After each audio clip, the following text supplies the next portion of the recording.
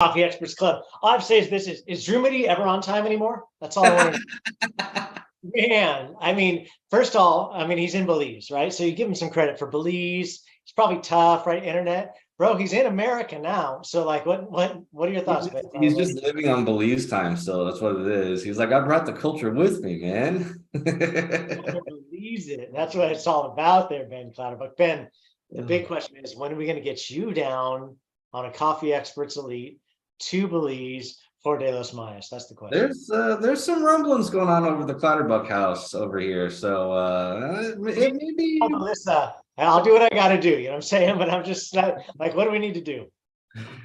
we just gotta get the right timing. But I think that timing's that time might be coming up here pretty quick. Coming soon. Yeah, I mean it's rad when you have places that you do coffee that are awesome, right? Like Drew went back to back from like one of my favorite spots in Montana from our coffee client up there with Coffee Republic, straight down to Belize to a coffee client that I love down there and just a place that I love. It's a pretty amazing thing. It's a wonderful place that I would love to be. Oh, speak of the devil. Yes, all we have to do is say his name. You just gotta talk about him enough when he appears. If you say his name three times in a row in front of a mirror, he pops up right behind you. That's it right there. All you have to do is talk Drew Moody trash and he does. But I've noticed, have you ever noticed this whole like connecting to audio, taking a long time? Maybe he's gonna join us, maybe he's not. What's up, Drew Moody? I'm here. How y'all doing? Severe trash before you got here. Oh, that's just the usual routine. Oh man. Anyway, and we've got today David Vivian here with us. Yeah. In the same room. Look at you guys. Shoot, I mean, we're in like a legit like interview session now. So Drew, where are you at? We don't even get to see you today. It's not, are you in your car? Are you in like destination undetermined? What are you doing here? Yeah, I'm on a beach drinking a martini. Ooh. I have no doubt. That's where I'm at. No, I'm driving, right? I'm in my mobile office. My mobile office where Drew Moody lives. That's right. Awesome. Well, hey, I'll kick us off. So today we were talking about who to have on for Coffee Experts Club, and I thought David was just in Belize for a month, so we might as well bring him in. And he just happens to be at my house for Christmas, so it makes it super convenient. So those of you guys who don't know, David's my son, and David's been doing coffee for a while now on his own as well. Not really having anything to do with what we do with coffee, which has been kind of weird and different. You know, for Ben and Drew and I, a lot of our origin story came out of roasters, came out of, beginning at a place where few stores and it grew into this big thing. And then obviously, as most people know, they sold and went to a bigger thing. But Ben and Drew and I peeled off and began to consult with the knowledge that we had gained largely from roasters. And then now it's expanded out to BlackRock and Human Bean and Outsiders and the Coffee Republic folks and moving into Swig. I know we've talked a little bit to Jarek in times past. And then, we've got a friend in Tennessee with Stomping Grounds. And we've been talking to, it's turned into a lot of independents and then some of the smaller, maybe not smaller, but some of the franchises as well. But David's whole career has largely been, well, not completely, but largely been in the Great Satan, and in They Who Shall Not Be Named as Starbucks. David, it didn't start there, right? You started coffee someplace else. Well, I need to start with All Hail the Siren. That's something that's hot.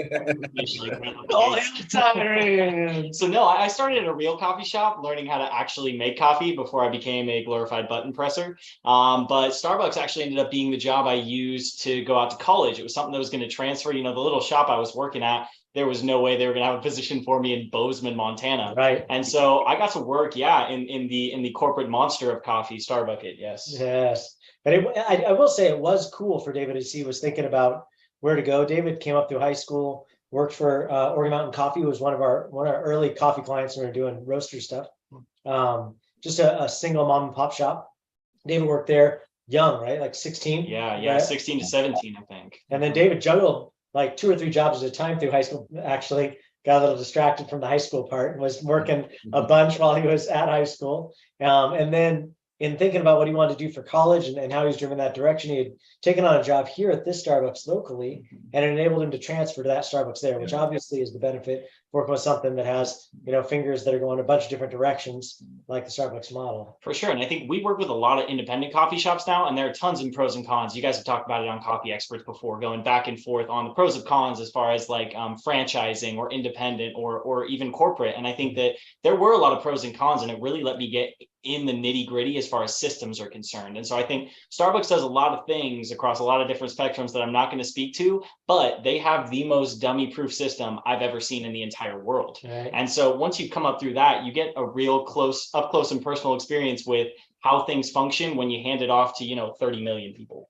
Well, and I think too, Dave's experience at Starbucks, what led him into Coffee Experts for us, what led him into Coffee Experts Elite isn't just he's my kid. Obviously, I don't just throw all my kids into Coffee Experts Elites, but David worked at the Starbucks here, which is a decent volume store, to the Starbucks in Bozeman, which was a decent volume store, a college town, and then dropped into Corvallis, Oregon, right? Which was which is the fastest, the highest volume store in the state of Oregon. Yeah, highest volume, and we were either one or two in fastest times, depending on what month it was. But it was chaos. I mean, every day I was helping anywhere from 800 to 1,200 people, and so just the volume of people, it just starts to wear on your brain. And like, I love talking to people. I'm in coffee because I like people and I love coffee. But I feel like that was just a little bit mind-numbing as far as capacity was concerned. And so when Coffee Republic first started, we didn't really know what to expect with grand opening, but it was awesome being able to be there because I was so used to that kind of volume. And so don't get me wrong, they did insane business their first weekend, and it was a cluster of running around and setting up systems and getting it figured out with their baristas. But it really definitely prepared me for, the chaos of being real busy at the show. So that's what I kind of led into. So where Drew started with us is with DrinkWorks. We had been, obviously, you and I were doing work together, and Drew had left Roasters, and Drew was trying to figure out what he was going to do next. And we were doing DrinkWorks with helping people create their own energy drinks. And Drew came on and helped me with sales and called 855,000 different coffee shops trying to get somebody on the phone to talk with him.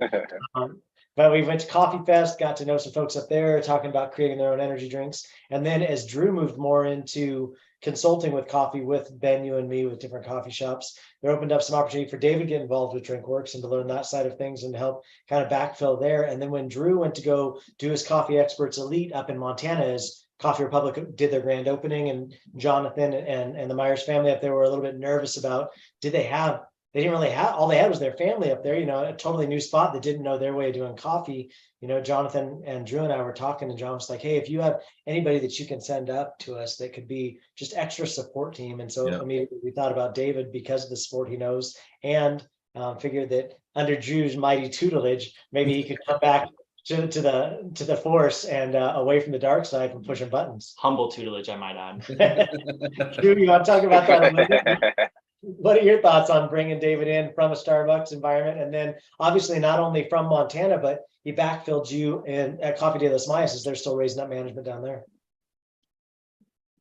Well, I think one of the most interesting things about baristas that come from Starbucks is, like David mentioned, the efficiency. A lot of what Starbucks is become an efficient machine, but that doesn't mean that the people inside of it lose their personality and touch.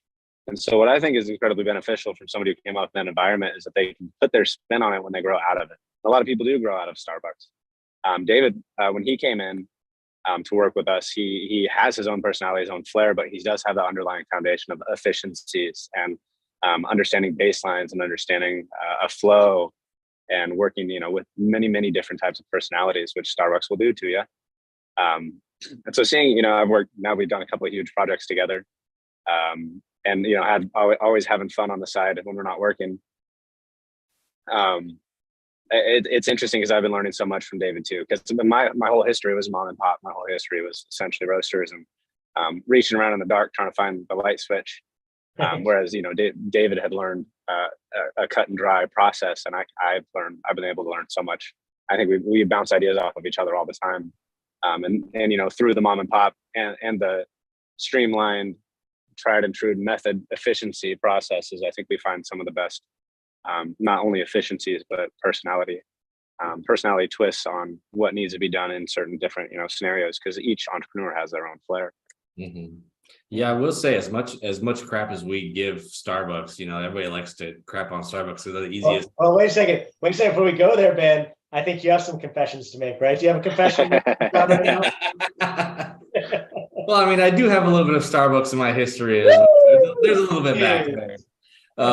Yeah, I spent 6 months, I think 6 months at Starbucks before I moved on. But and that's part of the reason why I can't crap them on too much, because just kind of like you said, David, they have their stuff down so tight. It's, if you just from a business perspective to look at their processes, look at how they run their management, look at how they run their shops, like they're a great learning tool. And to just ignore the fact that they're one of the largest companies, in the world, and they operate all over the world, would be ignoring like a huge learning tool. And I think being able to take some of those things, and there's some things that I learned back in the day that I tried to bring to roasters, like how can we corporatize this a bit? How can we make this a bit more cookie cutter so that every time we open a shop, we're not like, what are we supposed to do again? I don't even know, because it's different every time. But if you can take some of those principles and apply them to an independent coffee shop with your own independent flair and feeling, you get to sort of marry the best of both worlds. You get a really productive, efficient business with the feeling, the flair, and the invitability of like an independent coffee shop, which I mean, for us, I think that's what made Roasters so successful too. Yeah. I will say what we've been trying to do with Coffee to Los Mayas, especially, is kind of lean Drew and lean David into different pieces, especially, helping them run something remote from so far away is a new muscle memory for all of us, right? In a third world country, something so different than we've ever done before. Supply chains that are difficult, cultures with the kids that we're hiring and training, obviously totally a different vibe. I think David had to learn some of that the hard way on, like, sarcasm doesn't translate quite so well across international borders. David and I have a very sarcastic relationship, which I love, and even Drew and I have a really sarcastic relationship, but like it doesn't always translate when you cross across the border. But I will say, we've been trying to lean like Drew into how is he like pouring into the people, and then how can David be helping with supply chain? Because I know David also in his stint outside of coffee did supplies for coffee shops in Bozeman while he was there. And so maybe you want to talk about that a little bit? Absolutely. I think that give Sandy a call out. Yeah, I will say thanks to Sandy Snizkak for all her training and knowledge. That was fantastic, and for letting me manage the office during COVID when everything was crumbling around me. It was a chaotic and crazy experience, but it really did inform me about supply chain. And I mean, like Aaron was talking about, we've dealt with a lot of different coffee shops, but we've never had to ship across international borders before, across an ocean. And I think that I part of me knew that it would be a drastically different experience, but I think that you never quite know what to expect when you're thrown into something so crazy. And I mean, I feel that we did a pretty strong job for the most part. We've run out of a handful of little smaller products here and there, but I will say that we've finally started developing a system that feels really like that similar rigid Starbucks feel, as far as it's really easy to just, here's what we've got, here's what we need, and here's how it's getting to you. So I think that was really helpful, especially because during COVID, I mean, supply chain has not recovered. I mean, I was working at Starbucks this last time for a little over a year, and we would run out of 16-ounce cold cups. And I'm like, we have the buying power of several small countries put together. How are we out of this product? And yeah, I would reach out to Sandy at those times and say, Sandy, your life must be a cluster, because I at Starbucks can't get my cold drink cup. So yeah, it was an experience for sure. That's crazy. Yes, I think obviously all the different moving pieces, and even to this day. I mean, this week we're in a little bit of a cluster down at Coffee de los Mayas, helping them get beans, because we didn't realize, actually, not in places like the United States that believes wholly in capitalism, and so they actually close most businesses between Christmas and New Year's, which makes it a little bit tricky when your roaster's like, oh, no, actually, we don't answer the phone or any emails or any contact at all between Christmas and New Year's. And we're like, oh, well, what does that mean for our bean delivery? They're supposed to show up on Wednesday. So I think it's been like learning curve of supply chain and all those different things. But I think it's been awesome too, to Drew's point, for there to be a mix. I think some people work at Starbucks and make careers out of it. They like just the function. They like being just a cog in the gears of a big machine. And then you have people that are more entrepreneurial, maybe in spirit and in heart, and are like, hey, no, I'll take the best, like what you were saying, Ben. I'll work there 6 months and I'll take that and I'll plug this in over here. And I think that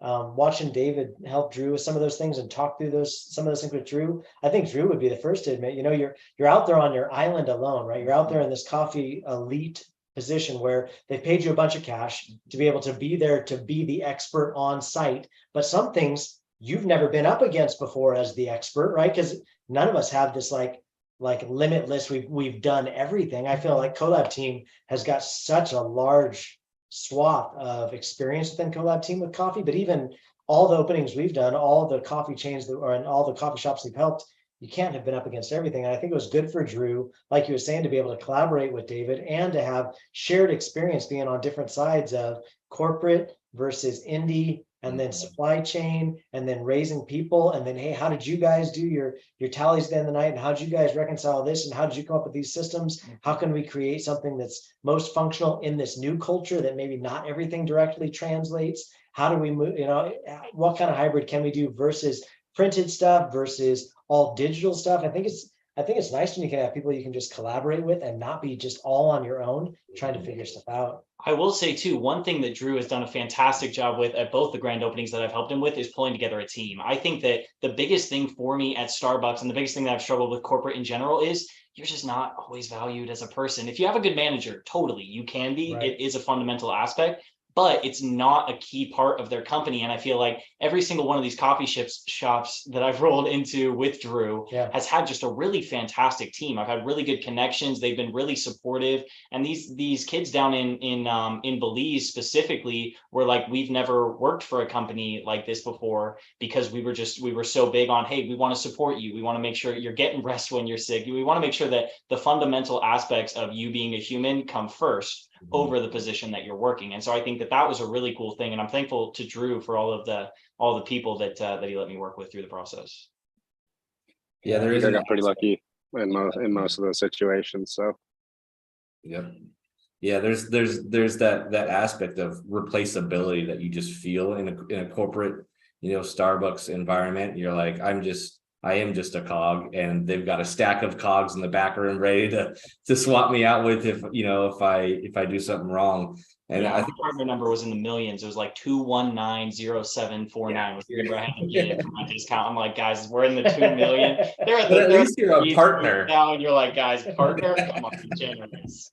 Yep, I totally feel that. I mean, and that's just I think that's the biggest allure about the indie coffee shop is like the people aspect of it. And I mean, even at Roasters, thankfully we had Drew, because I'm not the people person. Wait a minute. Everybody loved Benji. That's what they called you.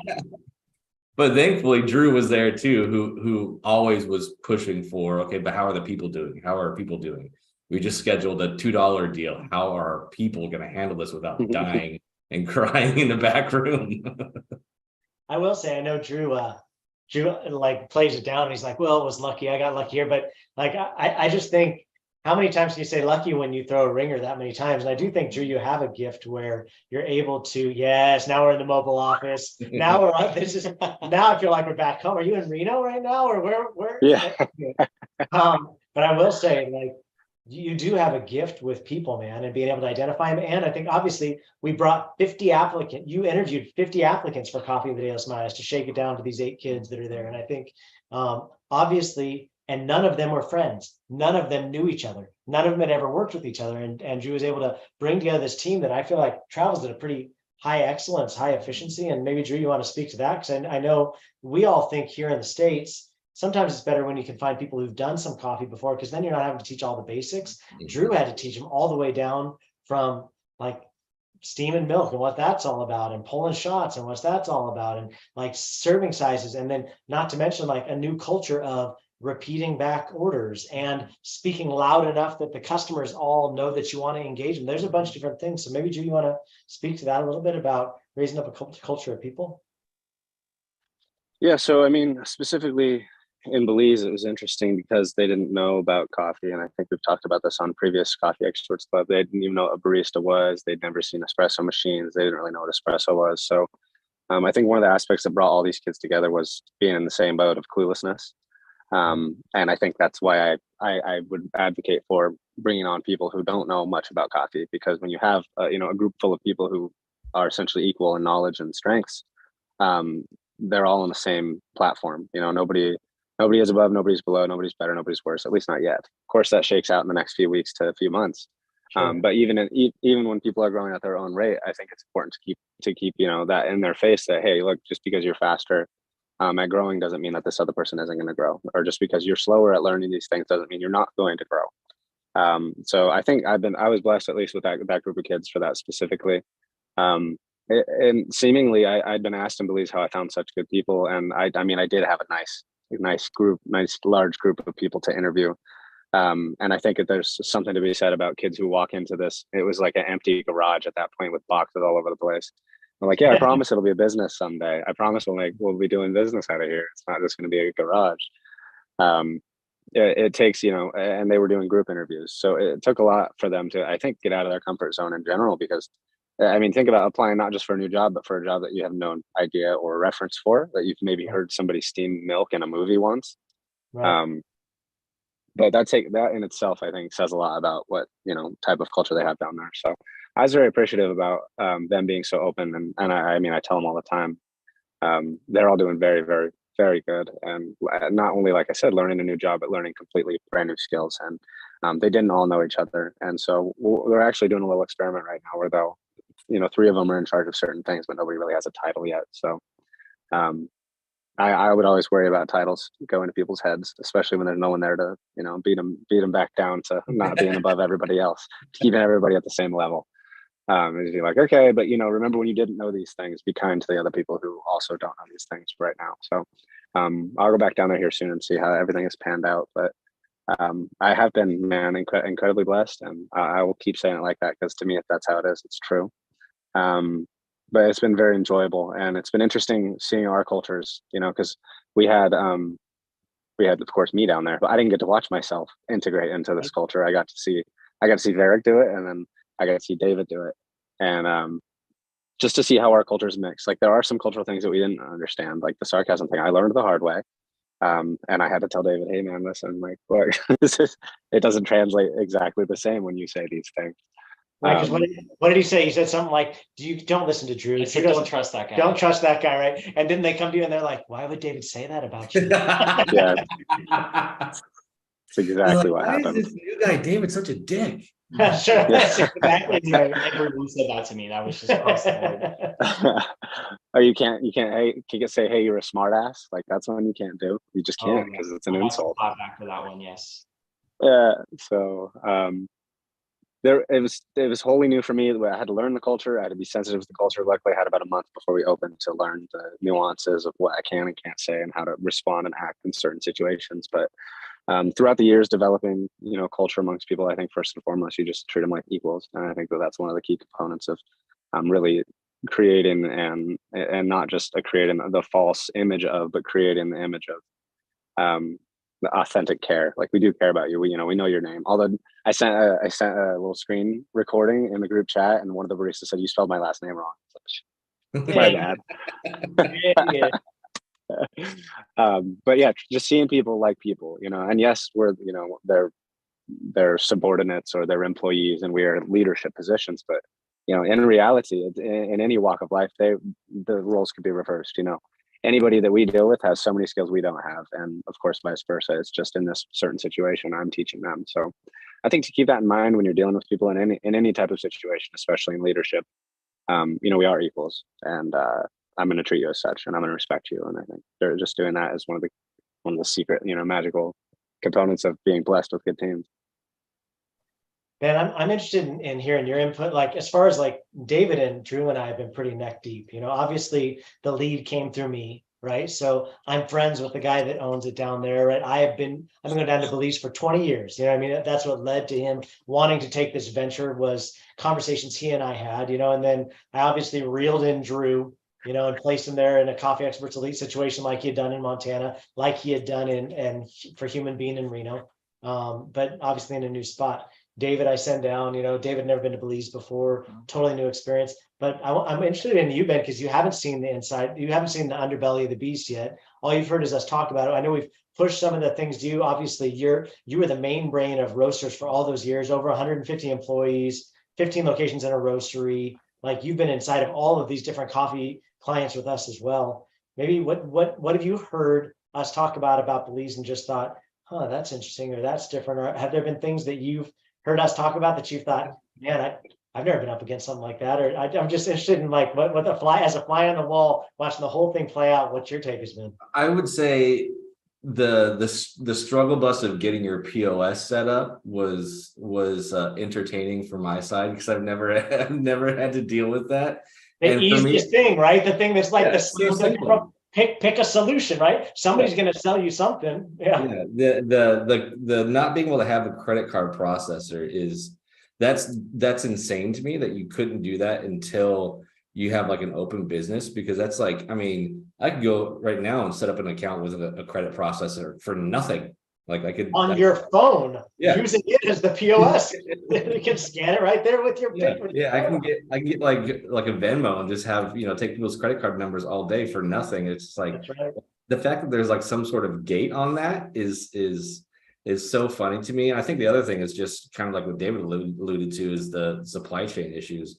Like I mean, you would think that reasonably with how close you are to coffee, that it would be extremely easy and extremely cheap. And you just, go down the street and buy a bag of, 50-pound bag of wholesale beans from somebody. But the amount of pain that goes into figuring that out is really interesting. We are really, for our capitalist machine up here, we're really lucky in that everything is just so easy and to set up because, there's how many coffee shops in the US, like it's been done before and Take it for again granted. and again. So like Take it for granted. Yeah. the track's already there, it's just easy. But to go down and you kind of are laying down your own infrastructure for coffee in a country that's not really set up for the type of infrastructure that you need. It's really, really interesting to watch. We actually all had to take a deep breath and a step back this last week, the three of us, and just say, hey, listen, I know we're trying to find local sourcing for these guys because shipping takes a month to get anything there. And that's like, if there's any production time on it, right, Ben? Like anything that's custom, so any cups, any sleeves, any stickers, anything that's custom, you have production time on top of ship time. Now we're talking almost like 2 months before you're seeing your stuff. Like that's a hell of a lot of lead time that you got to be. And coffee, like you can run out of stuff like this. Like we just blitzed through the 5 days of Christmas. It punched us in the jaw because we sold a ton of stuff, but we weren't anticipating running out of certain things or like coming up against other supply chain breakages. And so we just had to have an honest, like, come to Jesus last week on, hey, I know we're trying to find local vendors, but we might want to take a step back and just go with what we know, even though there's some longer lead times, because we know at least they're consistent and they'll consistently have the same things. And that may have to stretch us for some time beyond what we want, because obviously we want to save money by not having to pay import dues on everything. It's the damnedest thing, right? Like here in the States, we pay to import beans. There you pay to import everything else, So it's like just thinking through how are we doing it and supply chains. But I will say, trying to be really smart on assumptions, because I think here in the States it's so easy just to play to assumptions. Yep. Because we've done it so many times, and like you said, the track is laid, but really there it really is trailblazing. Well, and I mean contacts, like even just knowing the right people. I didn't even know where to look. I would get in a cab and say, take me to a restaurant supply store somewhere. I don't know, anywhere. Do they have cups? I need cups. What are we going to do about that? So I think that's one thing that I personally really took for granted. We have a lot of contacts with coffee experts in the States. Yeah. I can get you anything. I can get you anything by next week. Like boom, on the phone, one order, we're done. It'll be there next week. In fact, you're going to bitch about it if it's not there next week. Seriously, I got someone to chew out about it. But down there, it's like, look around. I guess I don't know. Yeah, I We're guess speaking the right language, because none of us speak Spanish, and we ran into some massive roadblocks because of that. Yeah, I think the silver lining to it all, though, is just if you think future wise, I mean, you're laying in those infrastructure tracks now that aren't there, don't exist for that industry in Belize. So growth wise, like this is the most painful part of, okay, let's set up our infrastructure track. Once that's set up, location 2, 3, 4, 5 become a whole hell of a lot easier, because we know where we're getting everything. We know the process of supply. We know all of this. We set up the first shop. Then it's just copy, paste, copy, paste, copy, paste, copy, paste. And I mean, coffee is such a new idea down there. I felt like it was so mind blowing to get there and not see a single coffee shop. But I rolled in, I was like, if we can iron out these systems, Coffee de los Mayas is the only one down here. Yeah, pretty cool. I was just going to mention potential monopoly. That's because there's not distributors for things we need down there, and so if we're the only ones who have it, and nobody else can get it because we're the only ones who have. We've developed, the pathways, we've created the roadways, we've shook the hand and sat in the rooms and had the meetings, and that's one of the things other people are going to be able to do. And I mean, we're doing that all right now, so it'd take them a lot longer for sure. I think probably just as we wind up today, just the massive respect to brands that we take for granted. I know we started the show talking trash on Starbucks, you know what I mean? But like the Starbucks, the Dutch Bros, the human beings that are out there 20, 30 years ago laying the track that we all take for granted now, because that was the same situation those guys were in, where they were having these conversations and the person on the other line was like, what are you trying to do? Like, what is it that you're trying to accomplish? Because it's a totally new concept to them. And I think that it's exciting to be on something where it's a new thing there. And yeah, there are frustrations in that, and it's annoying at times and stressful. I mean, Drew and I messaging into the wee hours of the night, back and forth, trying to come up with solutions. But I will say there is some excitement in that too, because I think, like you were all saying, like we are able to help pilot and create a really cool income base for these kids, knowledge base for these kids, new business for this town and towns that they'll continue to open up in, which feels really cool. Feels really cool to be a part of. So anyway, that's Coffee Experts. Thanks for hanging out, David. Thanks for hanging out with us. Thanks for being down in Belize for a month. And we'll talk to you guys next week on Coffee Experts Club. Twist my arm, I'll come back. That's for sure.